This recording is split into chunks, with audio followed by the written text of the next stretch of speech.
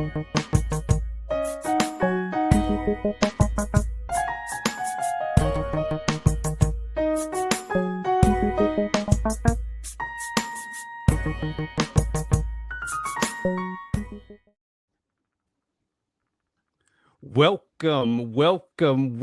to the Bison Brothers Basketball Podcast. My name is Chip Washington, your self-appointed Bison basketball fanatic.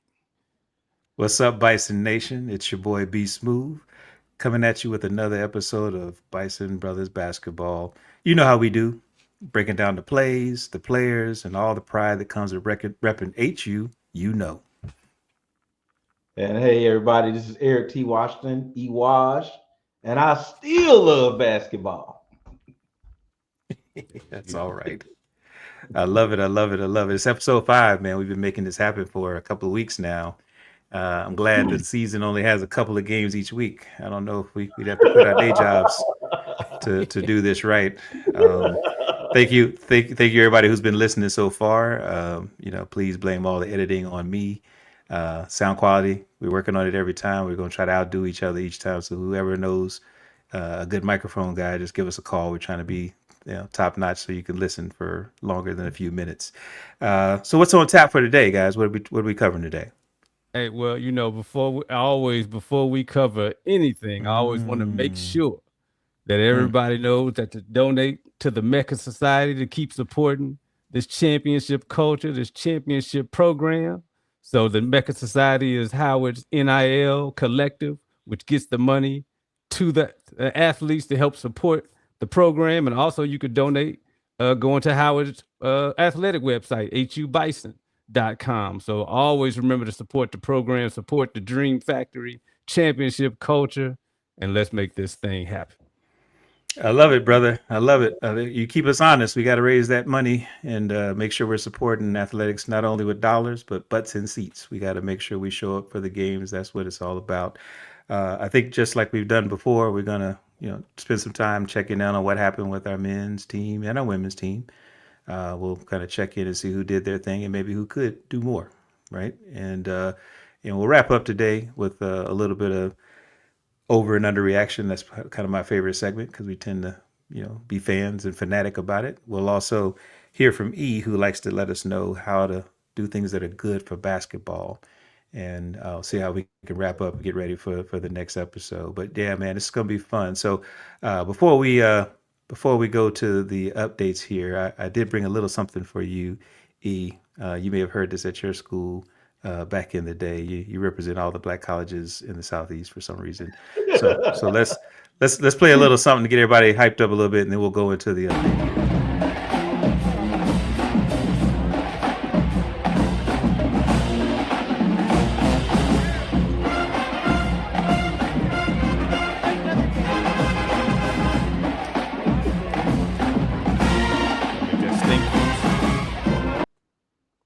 Yeah. Oh, man, yeah. Y'all like that. You like that, right? I like that. Matter Yeah. Fact, it makes me want to give y'all some flowers anyway, man. I really appreciate you all, what you all do to make this show happen.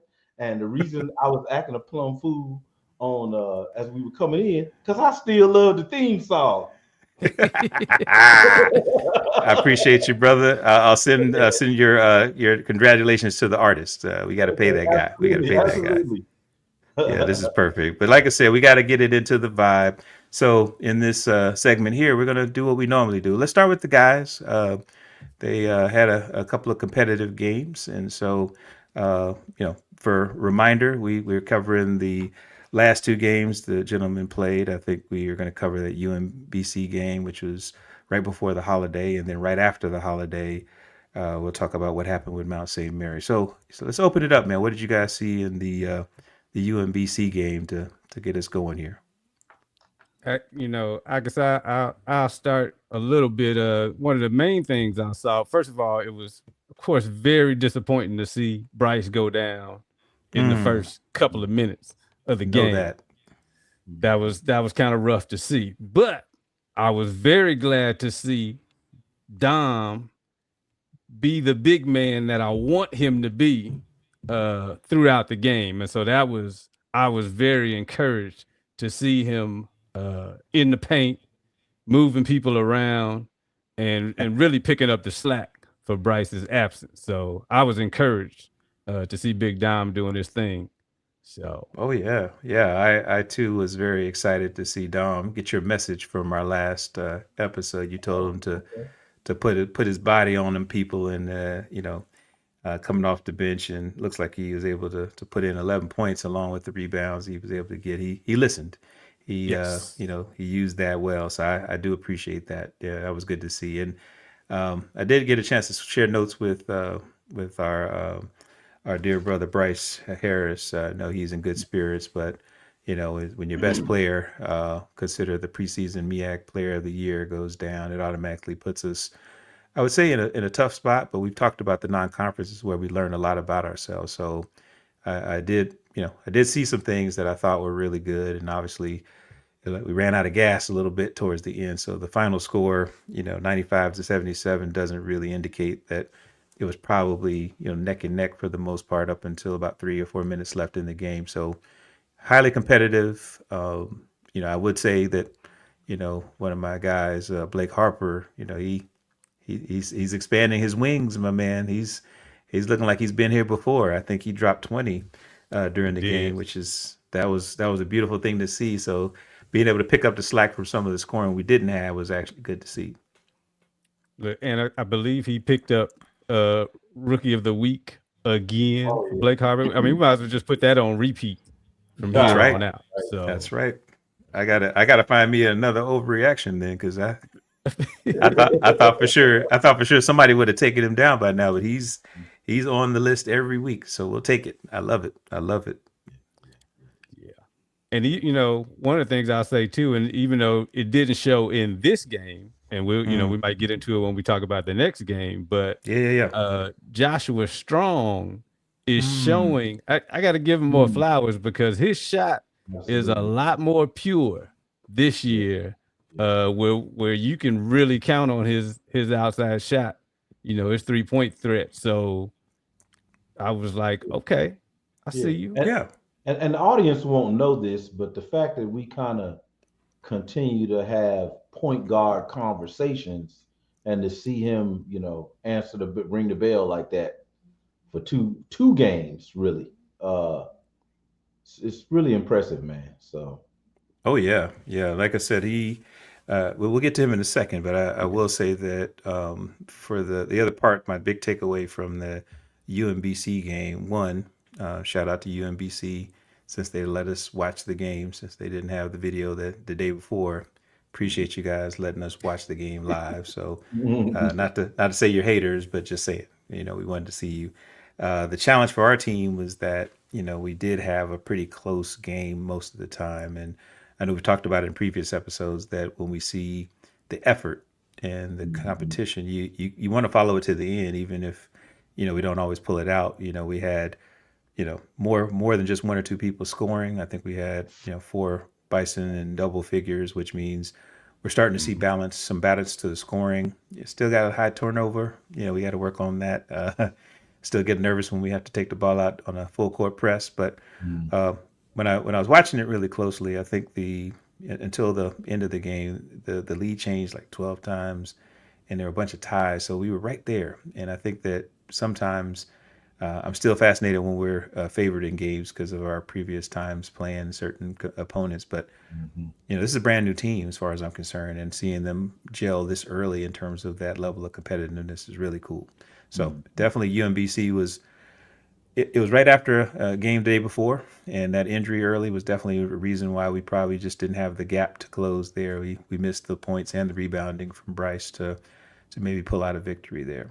So I will say, I'm glad there was some turkey between that game and the next game, because usually when we play Mount St. Mary's, it's one that goes down to the wire, and this one doesn't disappoint. It didn't Mhm. disappoint at all. I think again, we didn't pull this one out, but we definitely were in the game till the very end. I think we wound up losing by just 4 points, and again, we were without Bryce, and we definitely didn't have our buddy Marcus Dockery, who's a friend of the program here, one of the best pure shooters we got. So when you have two guys that really are anchored to the previous championship teams not available, it's sad, but it's also good to see who steps up. So what did you guys see from there? What did you guys see from that?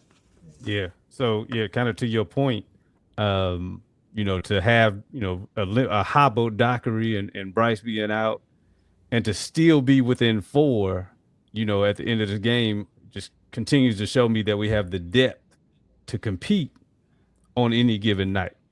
And I was really excited for Munir Hima's first game. I could see a little bit of the rust in terms of, his communication kind of on defense. I saw there was a couple of defensive lapses, but it was just a matter of their communication, kind of Munir maybe not being in the right place or the point guard, say on pick and roll defense. And so that's, definitely stuff that's going to get better the more time that he has on the court. But that was a surprise to me. I mean, I wasn't sure when he was going to hit the court, but to see him this early in a non-conference schedule has me encouraged for the rest of the year, from a health standpoint. Because, like I said, again, you hate to see Bryce go down, but good to see a player come off the injury list and get in the game. And can't, as they say, you can't teach height.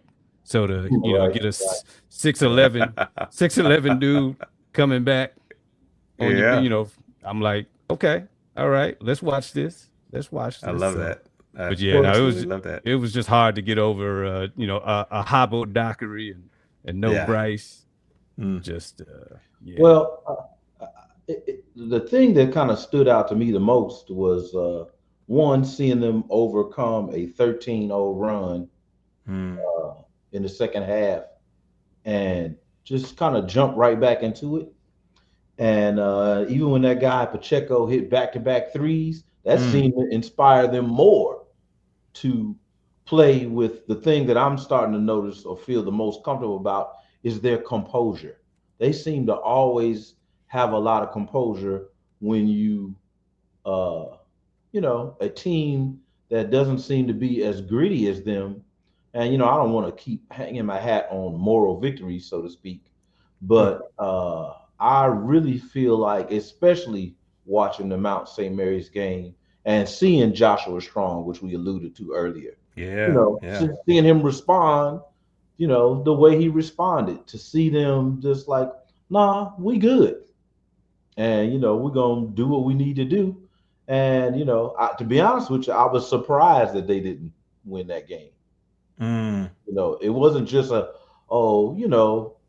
historically, not just with Howard's program, but we're old enough to have experienced that. Oh, wow, there's an HBCU on TV, or, oh, wow, there's an HBCU playing such and so.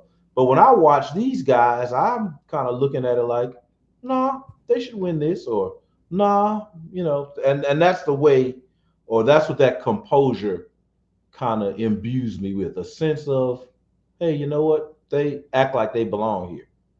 It's not shocking, I love it. I love that. Yeah. And so those two moments really stood out for that reason to me.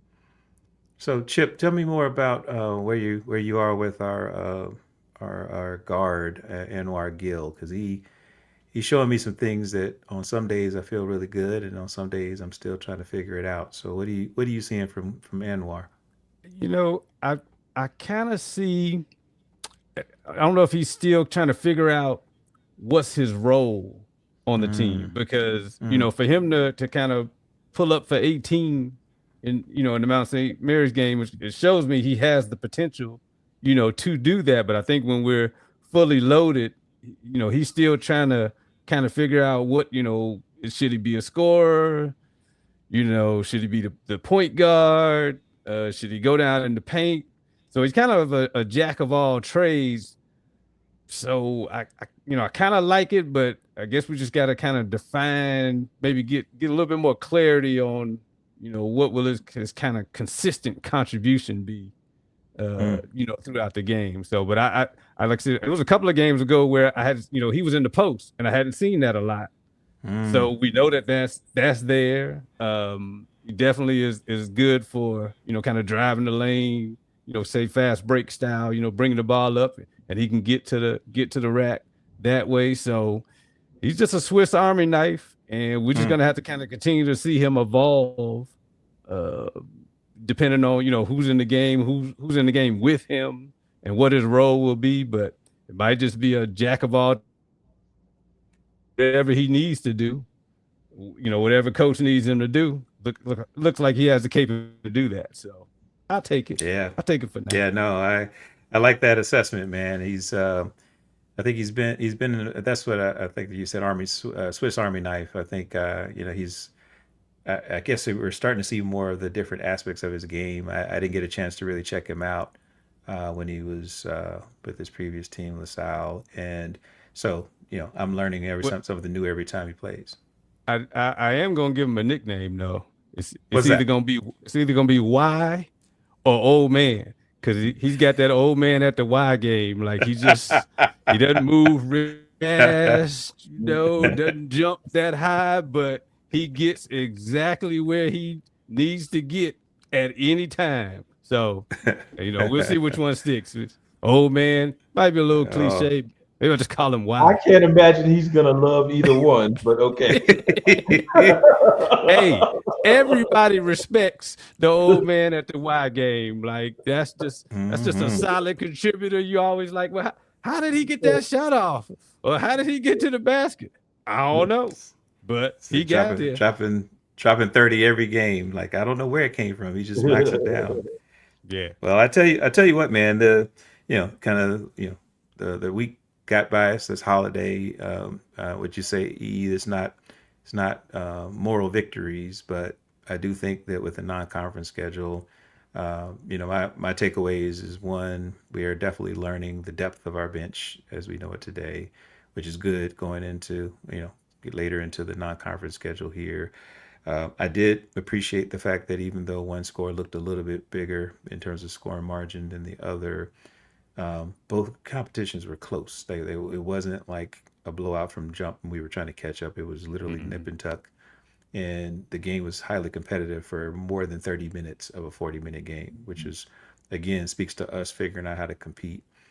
I do think that I'm still concerned about how many reps we'll get to close out close games. I'm starting to find myself starting to clock at 4 minutes left and seeing what do we do to close the games because we're competitive for about 35, 36 minutes. And then somehow in that last 4 minutes, we don't tend to close the deal yet. But I think we're on the verge, right? So we're on the verge.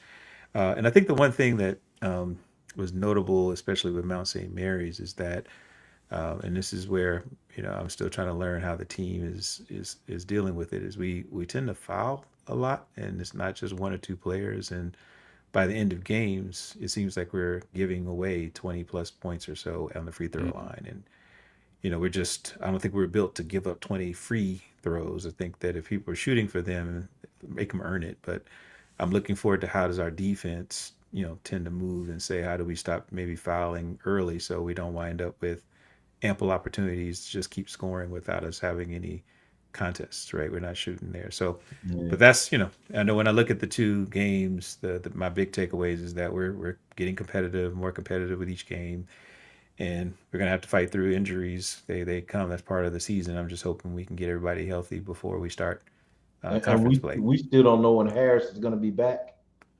Speaking of that, I don't have any reports yet. I know he's still scooting around campus on a little scooter with his leg up. So man, we just gotta we gotta let things heal. I'd rather him be hurt now than yeah, late in the season when when everything is all been dependent on making things happen in Norfolk for a week. So we can wait. I just think yeah. the idea is that to what Chip mentioned earlier, our challenge now is how do people adapt for when people aren't available. I just know we have scoring at every Mhm. position for the Yeah, first time in maybe several years where we're not dependent on one or two people to put scores up. But yeah. my hope is that he's able to be an Army Swiss knife and he can play where we Yeah. need him to You kind play. of that's kind of where I was going with it because truthfully, man, especially defensively, he's somebody that, in my opinion, he can defend the post and defend the perimeter when people are getting going under on screens and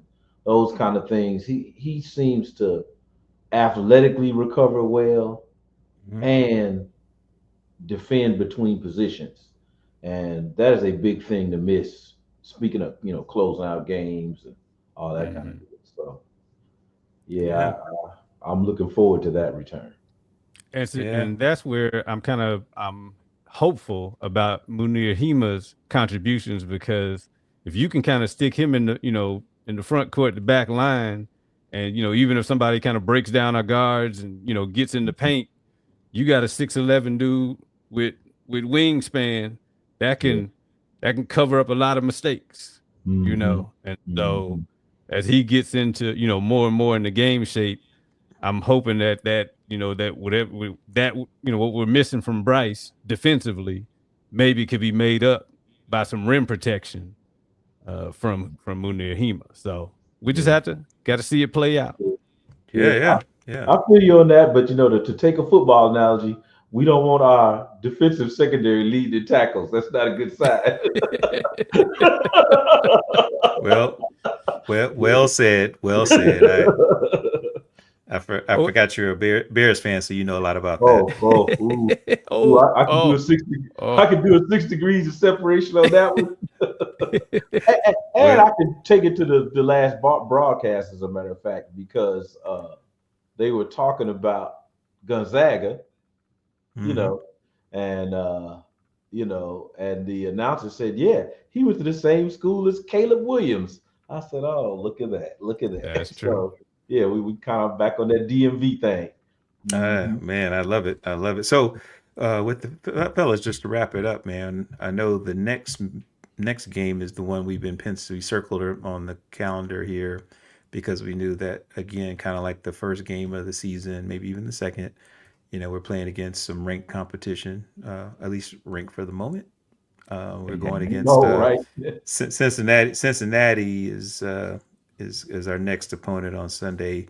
Shout out to ESPN Plus. They're gonna have the game streaming at 2 o'clock Sunday afternoon. So, what do you guys think about that matchup? What are you looking forward to?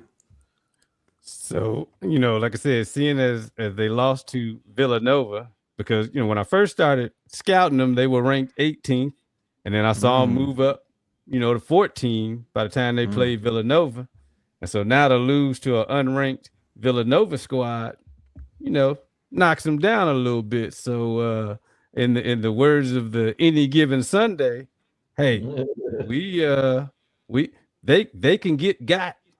So Mm, Oh I mm. wow, you know. it's not bulletin board material. I'm just saying. I'm just saying. If Villanova could take them down, we could take them down. But they got two I forgot named Thomas. They got two good ridiculous 3-point shooters. So we definitely Okay. gonna have to be wary of their perimeter game.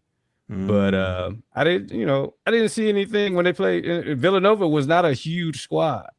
So maybe they had like one bruiser, but then we got a bruiser too. Shout out to Dom. But shout out to Dom. Shout out to Dom. but yeah, so that Villanova wasn't overly big.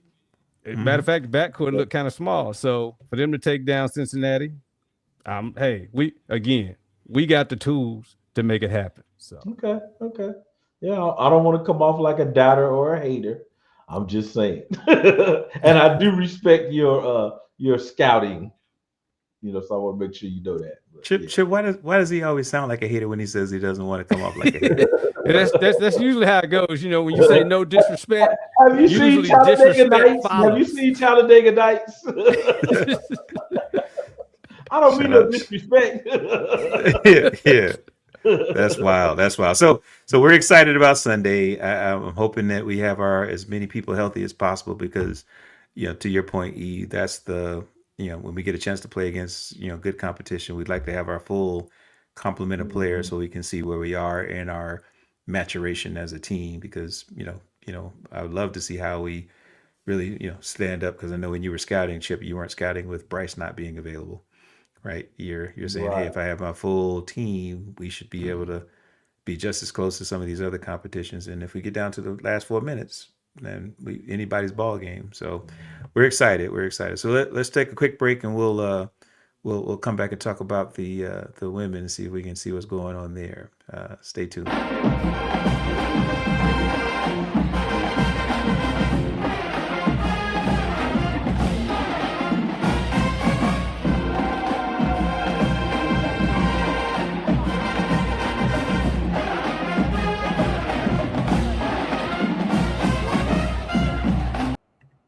Oh, feel like you're back in the gym, right? Back at That's the what's up. burr. Back at That's the what's burr. Yes, All right, all sir. right. Yeah, man. Welcome back to the Bison Brothers Basketball Podcast, man. The number one, what'd you say? Number one, Chip? Number Number one? one source for all Oh, things Howard basketball. If you're a fan of Howard basketball, you need to be listening to this podcast. Subscribe, share the podcast, tell everybody. This is where you need to right. be. That's right. That's right. That's Chip Washington, E Wash, and I'm B Smooth, and we here talking about players and playmakers today. So let's talk about our ladies, man. I know Coach Ty Gray. Shout out to Coach. She's putting together this program, man, and she hit some milestones. I hope we get a chance to talk about that a little bit. So they too had 2 games last week. They waited till after Thanksgiving to play a couple of good matchups. I think we had William and Mary on the calendar, and the Queens of DC. They had a really good battle with Georgetown. So let's start with William and Mary. That was actually a win for us. We actually were able to pull out a really strong victory. What did you guys see as part of that game? You know, it's cliche to say, but they were hitting a lot of shots during the William and Mary. I know. And That and is the tonight point, they'll right? That is and, the and point tonight of the game. that's You right. play to score the ball. In other news, there'll be deep darkness tonight. Hey, quality analysis here at the That's Bison it. Brothers Basketball Brought Podcast. to you by Captain Obvious. When you score more points than the other team, you tend to win. That's how it works.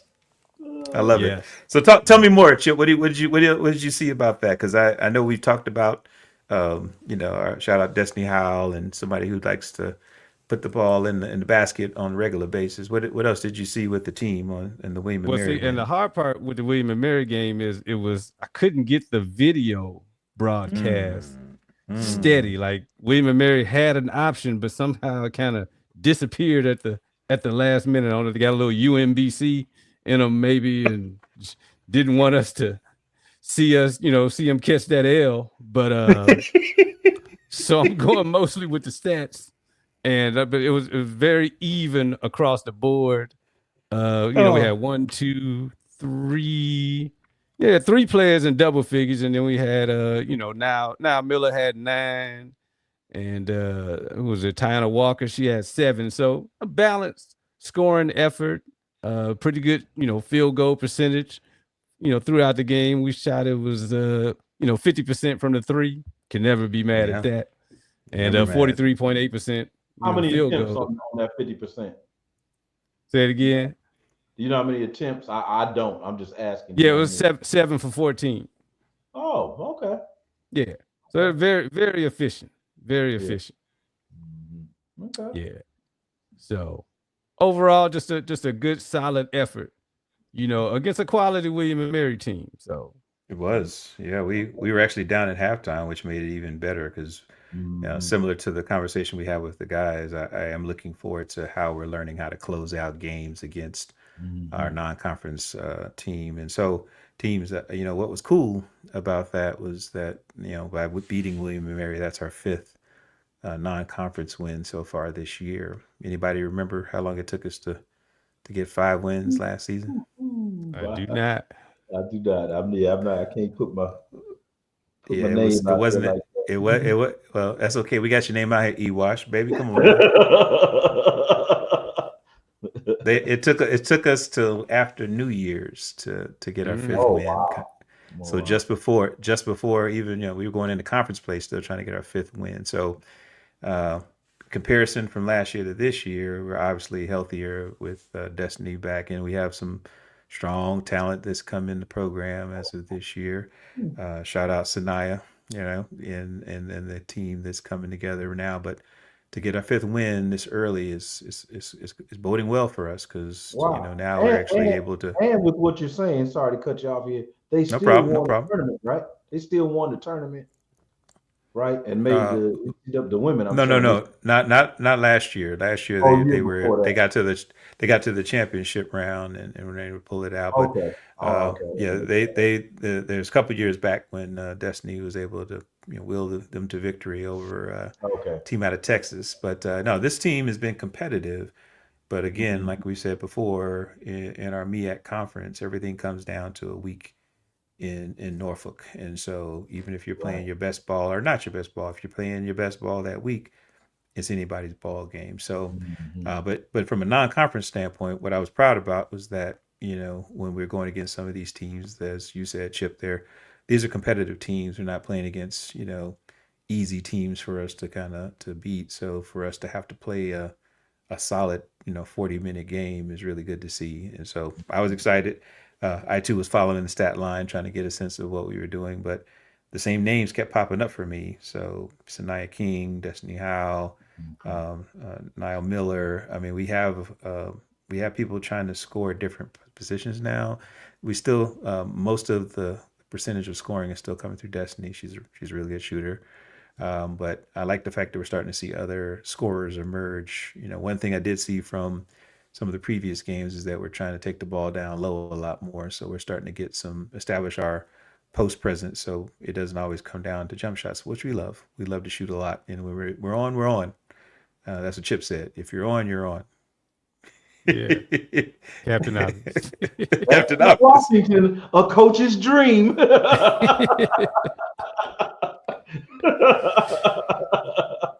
So what was crazy with this one, having a win against William and Mary, I thought for sure, because it was only a couple of days later, we were able to see Georgetown. And Georgetown, again, is one of those teams that's probably sneaky good. It's the ladies' team, so we don't hear as much about them as you would maybe the men's team because of their storied history. But that game came down to the wire, and we wound up losing this one by 6 points, I believe, at the end. But Yeah. it was back and forth, literally. I mean, almost 20 lead changes between the teams, so that's how good it was. I did watch that one. It was actually fun to watch. I think that's what I Yeah, wanted to make sure I absolutely. said here. It didn't feel like I was trying to hope that it was a good game or that I Mm. was just such a fan that I was going to watch whatever brand of basketball we decided to show up with. But because we were hosting, it felt good. I mean, I don't like the fact that our crowds are a little bit small because everybody's still coming home from holiday, but it was good to Mhm. see that we Mhm. could get a crosstown rival like Georgetown to come visit and actually play a competitive game, Yeah. right? Yeah. Yeah. In the You know, words, oh, go ahead. E. no, you go ahead. Go ahead. I was just gonna say, in the words of Denny Green, Georgetown is who we thought they were, and we let them off the hook. Let them off the hook. I like that. I like We that. had them. We So, Shout out, had man. them. so I'm gonna need you to unpack that for me a little bit more. Because who did you think they were? I mean, like a story program. They were Yep.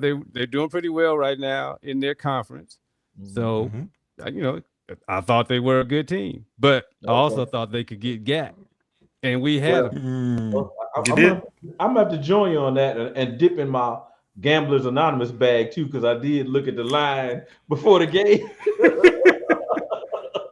And I actually thought not only should we have won that game, I thought we should have been favored, to be honest with you. Hmm. We had a little Mm. better record than them. I don't think their non-conference strength of schedule of wins was that great. So I kind of was fully anticipating that they were gonna kind of pull that one out. And when I heard you describing the game before this, part of the reason I asked about the 3-point shooting, Mm. because not trying to be negative here, but one of the things that stood out to me is that they were taking so many threes with so little success.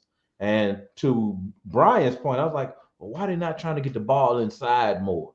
So, but Mm. that was actually, I hate to say, that was my first game actually seeing in real time. So, Mm. I might have been like overemphasizing certain things. Hmm.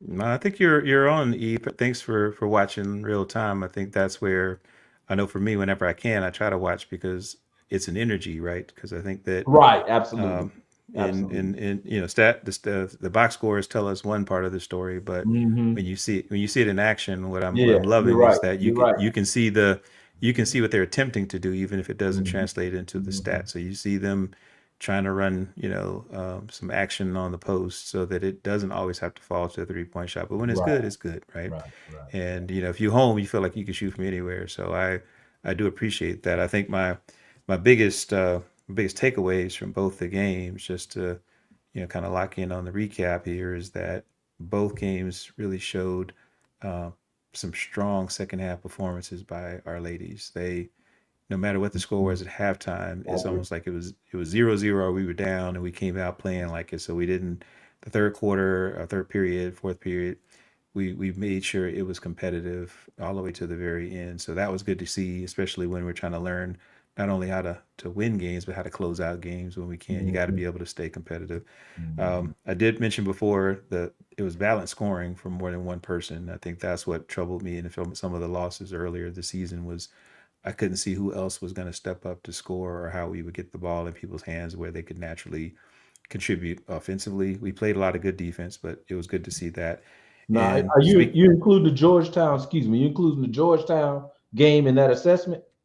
I am. Okay. I am. I am. I am. Like I said, it was the strong play in the second half, even though they didn't pull it out with Georgetown. As Chip would say, they Georgetown who they were who we thought they were, and we just let them off the hook. We really did let them off the hook. Yeah. It wasn't that we were down trying to catch up. It was like back and forth, and then it just got away towards the end. Again, the last couple of minutes really defined the outcome. But the defense was interesting for me because again what doesn't always show up easily on a stat sheet is how many steals and blocks we were getting. Where when we lock down, we can lock down, and that's something that I know Coach Ty Grace really prides herself on is having defensively competitive teams. So offense will come, but if you're playing defense, you can keep the score in check. So I'm seeing what will I believe will allow us to feel good about going into conference play. And quite frankly, as I'm starting to check out some of the other teams we have to go against in conference, I'm actually seeing us have a pretty good season because if we play the defense we play and have more than two people scoring, it'll be hard to beat us. It'll be hard to beat us. I think there's only one game that I may have to circle if I can figure out when they're going to actually play. But if they play Hampton uh, Institute University, shout out to the folks down in the Tidewater area. They pulled off an improbable win against Georgia the other day here. So I think competitively, I'd like to see Hampton and Howard square up because I think that would be a pretty good matchup and good TV. It would be good TV. So, Mhm. but yeah, like I said, the two games over the holiday break here really were encouraging to see how we're gelling from a defensive side of the ball as well as getting more than one scorer that we can depend on when it's time to spread the ball around a little bit. And one thing that I saw to your point on the defense, we brought the fight to Georgetown because they pressed. They did a full court press for a good portion of the game, which to me Mm-hmm. kind of said we coming for you. Like, Okay. and so I was very impressed to see that. And another wrinkle that I saw defensively was now Miller moving her feet on the perimeter. Like, she's one Mm. of our forwards. So I'm used to seeing her down low in the post defense, but she was out there looking like a point guard, Mm-hmm. defending on the perimeter. So I was like, okay, Miller, I see you. Like that's, we just continuing to roll out different wrinkles from our from our players. Just a varied skill set up and down the roster. So Mm-hmm. I love it. yeah. I love it. I love it. And I guess from kind of what's next here. I know with this week being kind of a lighter game week, I think it's finals and stuff. So their next game is on Friday against Seton Hall up in New Jersey. Again, shout out to ESPN Plus. They're going to stream it for us so we can check it out Well, relatively live. look, it may be ESPN Plus because looking at our website, it says Flow Sports, which was the same Okay. avenue as the William and Mary. So hopefully they'll get that straightened out. But yeah, Well, get ready. I'll have to I'll have to set some sort of streaming device. Maybe I can get some old hangers and some aluminum foil. Uh, Yeah. uh, I may have to go old school and get some pliers to change the channel, but Right. we gonna figure out how to make it work. I just know when they do these games early in the day like that, it's tougher to catch. But I like to at least put it up in the corner and stream it so I can see it live. To your point, E, I'm looking for the energy more than just the final score, because that's where I believe we're on the verge of having some really good basketball to look at too, not just to hopefully see them win. So exciting there. I think we'll take a quick break, and then we'll see if we can wrap up with some over and under reactions, hear what's good for basketball, and then see what else is on tap for our next episode.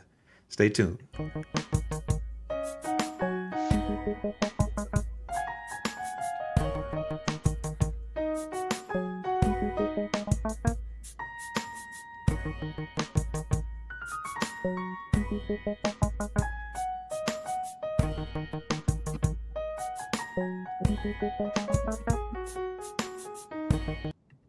Oh yeah, I like that.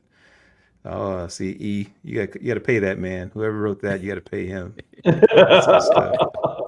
That's good stuff. It's good stuff. So welcome back. Welcome back to the Bison Brothers Basketball Podcast. I'm B Smooth here with Chip Washington and E Wash. We've been talking about our most recent set of games over the Thanksgiving week and holiday. Definitely saw some competitive basketball. So it's one of our favorite segments now. We want to talk over and under reaction. So who'd like to go first with their over or under reaction? I do. I see E Wash down front. E, what you got for us today, man? Okay, I want to say that we should not overreact to losing so many close games.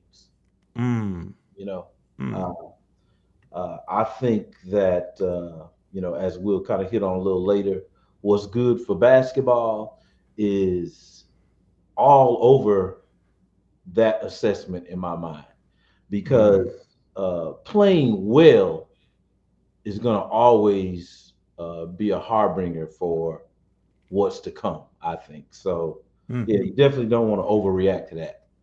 Okay. I'm seeing some great things in terms of style of play and all kind of things. So you don't want to overreact to that. And to kind of hop on the same bandwagon for myself there, you don't want to underreact to their style of play and their ability to play as a team, because that seems to be a consistent thread all the way through. So those are my two. I like it. Chip, what you seeing? So my overreaction, and I hope Bryce can prove me wrong, but my overreaction is he might be out for a while. I did not like the way that he went down when he got injured. And so again, like I said, I'm hoping he can prove me wrong, but I could easily see, what is this, December, like February, him coming back. Again, that's my medical knowledge that I, obtained as I was watching. I stayed at underreact to that. I stayed at a Holiday Inn last night, and so that's it. I saw the way that he fell. I was like, "Ooh, that could be a long time." So, but That's again, real. Bryce, I hope you can prove me wrong, and like I said, and to Brian's point, take all the time you need to get back healthy. But from an overreaction, just looking at the way he, fell. Brian, after I'm going to apologize in advance. Spoken like a true ambulance chaser. That's right. Again, That's right. Throwing me under the bus. This in is perpetuity. This guy right here, boy. I'm just glad y'all actually love each other. This is actually good. That's awesome. That's awesome. No, that's my people. But my underreaction will be just kind of like how we said earlier, and in the words of the former Bulls coach Tom Thibodeau, we've got more than enough. We got more than enough to win. As he wheels all his players to injured reserve. Right. But as the bench rounds out, and as we I think with Bryce coming back, let's say if my overreaction is right and he comes back, say mid-February, I think that our depth will have him coming back to an even better situation. So, but that's my underreaction is we have more than enough to take up the slack until he can come back in the rotation. Okay. I like it. You guys are dropping some serious knowledge tonight. I think just to join the fun of being an overreactor, I do think that my number is 10. So my overreaction is whenever we are under 10 turnovers in the game, we will win. Okay. Okay. Whenever we're under 10, we will win. Not at halftime, the whole game. Dang. Right. Okay. Not at Okay. whole game.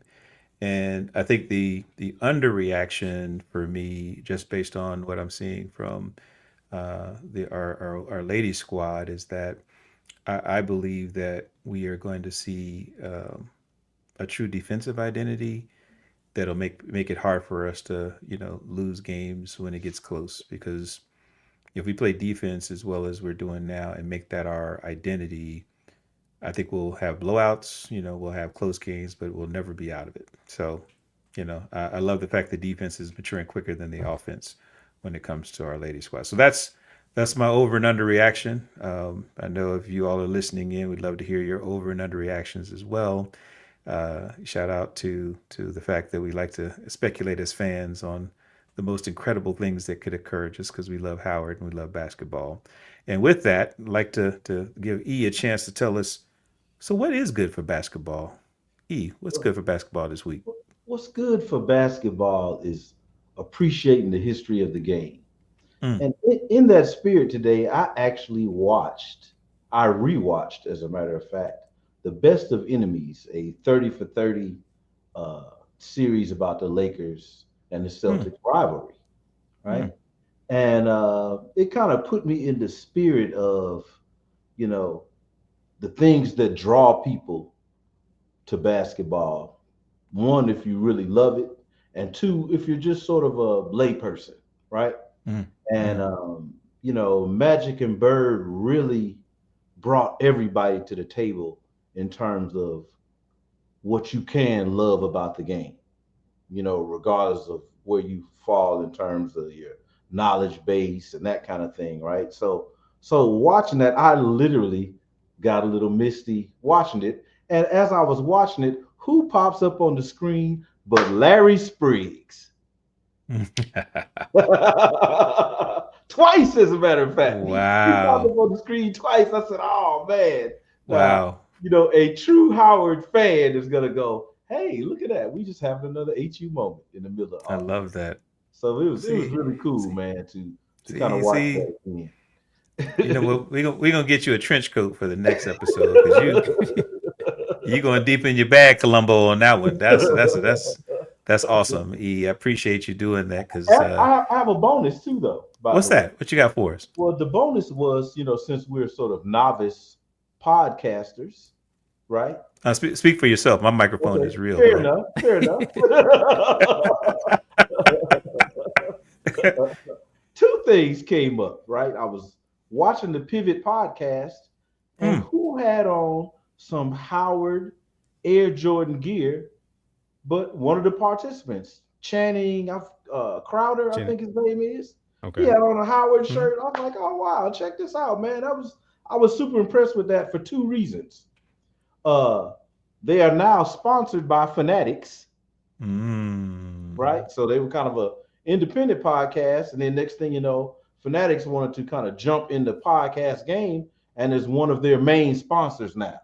And why do I love Fanatics? Because that's the first place I start seeing Howard gear on a sort of national platform being sold like outside of the bookstore. That's So right. that was That's like a right. double whammy for me. Like, oh wow, check that out, man. I thought that was really cool, man. I thought that was I, really I cool and good I for think basketball. it was definitely good for basketball. I appreciate that, E. I Hey, appreciate look, that, E. So I was gonna go say ahead, just for Chip. for the audience, if the audience does not know, Eric, you want to tell them who Larry Spriggs Oh, is? okay, okay. Well, I'm just gonna put it on out there. Larry Spriggs was the first, at least in my opinion. I want to ask you this, guys. I want to ask you this later on. In my opinion, he is the penultimate Howard men's basketball alumni. He Mm, has an NBA championship ring. mm, Uh, they went to the tournament, if I'm not mistaken, when he was a player. Uh, and he was a JUCO transfer. So in that sense, he's sort of the uh, initial representation of the portal, if you will. Mm. Right? So Yeah, I yeah, yeah. I just was always, and this is before television, and everything, and it was one of the reasons I even actually considered going to Howard. You know, it's a really shallow reason, but I was like, oh wow, man, they got Larry Spriggs. They Yeah, got yeah, some real yeah, basketball going on, and then somebody from yeah. my high school went to Howard as well. So you know, it kind of got my attention that a HBCU even back then, you know, was getting some NBA traction, you know, and you know, to continue in the stalker mode, be, you know, on his LinkedIn page. He still has a relationship with the Lakers and Magic Johnson separately. Nice, So you nice. know, he's a big deal in my book, man. He's a I big deal, love that, man. and Thank he's you from the for. DMV. He is. So He yeah, is. I think as we continue to reveal the what's good for basketball, I can't wait to see the connection to how we need to double down or quadruple down on our recruiting out of the DMV area. That's a hotbed of absolutely, talent. If we could just get them to come on down Georgia Avenue and spend absolutely, some time with us, we may be able to make that dream factory a reality. You know what I absolutely, mean? That's awesome, absolutely. Hey, man. and look, Hey, man, maybe this has we been can a great. maybe we can get old Larry Spriggs on the podcast. So Oh, we'll I'm reach out. working on it as long as you know my parole officer don't say that. Yeah, as long as he doesn't, as long as he maintains a certain distance, I think we might be okay.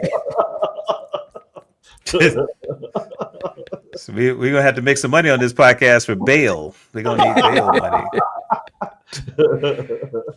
Let's do it. I like it though. We definitely got a list that's starting to grow for us to get some guests on here, especially as we continue to make our way through the non-conference schedule and get ready for the conference schedule, which is coming up in a few short weeks. Man, it's going to be pretty awesome. Pretty awesome. Yes, sir. What you got for me? I got one more good for basketball if it's allowed, if time allows. You know, I was so impressed with seeing coach's appearance on CBS. I just thought that was awesome, man. To see the way they featured him, the Mm, way they talked about his roots, and frankly, to acknowledge his coaching prowess. mm. You know what I Yeah. mean? Shout out to Kenny Blakeney, man. He's Yeah, no doing a doubt, thing. man. No doubt about that. You Yeah, know, yeah. No, it was definitely a good episode, a good feature. Learned a lot. I can't wait. Hopefully, we can get Coach on the podcast. We can take an even deeper dive into his philosophy and things of that nature. But it was awesome to see on Thanksgiving a no Mm, CBS question feature about on, it. on our coach. Yeah, yeah. mm-hmm. Chip, I appreciate you being on top of that and pulling my coattails so I didn't end up missing it. I even went on there to see if you could get a replay, couldn't find it. So, Mm. you know, I, We'll have to see if we can find a sample of it so we can bring it on to some yeah, upcoming episodes. But let's work on it. I know that like you mentioned, you with seeing Larry Spriggs in a documentary you just happen to be rewatching. You know, whenever we see any of our Howard folks, we tend to get excited. But especially on the sports side, we're getting a lot more primetime coverage, which absolutely. this lets us know Absolutely. we're investing the right way. So shout out to Mhm. Howard University. That's Shout right. out to the That's right. athletic program. Kerry Davis, we don't talk about a lot, but his vision as the athletic director is allowing Mhm. us to experience Amen. a Amen. unparalleled time to be a Howard sports fan. as You know, as KD would say, Kerry Davis, you the real MVP. But boy, these impressions, man, you had to pay somebody, man. These impressions. This is awesome. This is awesome. So, hey, man, another great episode, brothers. Episode 5, we got a chance to recap some really competitive games. Our women were able to get a split in the last 2 games they played. Our men played tough. Got a good 36 minutes out of a 40-minute game out of both games. So we're gonna work on those last couple of minutes to see if we can close them out. Uh, this week we only got a couple of games on tap, so I know for us we're looking forward to, in addition to this episode, dropping an episode where we can talk a little bit about some of the folks that have signed on to play with us next year. So look for that in an upcoming broadcast as well. But thanks for listening as always. Chip, you want to take us home? hey, as always, first of all, like you said, just thank everybody for watching the podcast. Remember, hit that subscribe button, hit the like button. comment on what you want us to talk about. Give us everything that you want to hear. We want to continue to support the Mecca Society. Donate to the Mecca Society. You can go to the meccasociety.org, and you can also go to hubison.com and support the athletic department that way. So just give, continue to support the program. We're going to watch it grow, watch it blossom, and we're just going to make it and see it do what it do. And so we just want to say, You know.